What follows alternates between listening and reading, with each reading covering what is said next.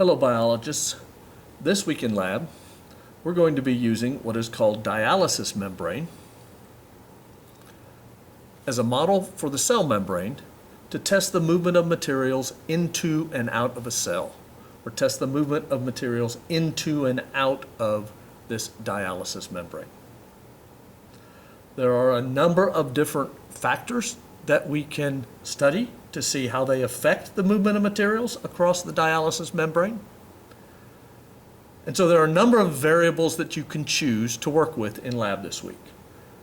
For example, we have different types of solutions. We have a solution of sodium chloride, a solution of glucose, and a solution of protein to test whether or not the type of material that is in the dialysis tubing affects how materials move in and out of the tubing. We also have dialysis tubing of different sizes, small, medium, and large.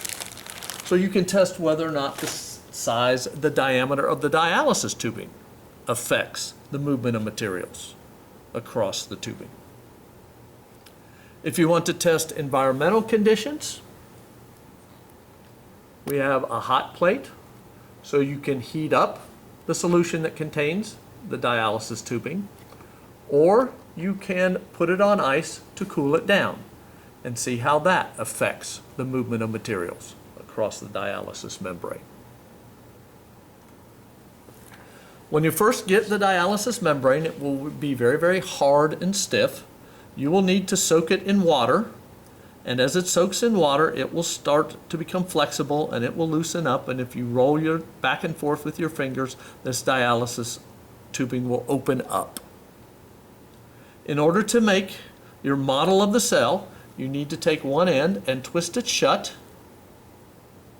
and then we will use dental floss to wrap around here and tie this in a knot. This is easier to do with two people than one, and so I have a piece where I have already tied off one end of the dialysis tubing. Then, to fill this, you roll it back and forth with your fingers until it opens up, and then if you choose a solution that you want to add to the dialysis tubing, we are going to use transfer pipettes that are calibrated so that you can measure the amount of solution that you place in the dialysis tubing. To do this, you simply roll the dialysis tubing back and forth until you can open it up and stick the end of the transfer pipette into the tubing, and then dispense your solution into the dialysis tubing. Then when you have the amount of solution in here, you twist off and tie the other end of the dialysis tubing. And now you can place this in a container. We may not have beakers for everyone to use. We may use plastic cups. When this is tied shut, you can place this in this container and start timing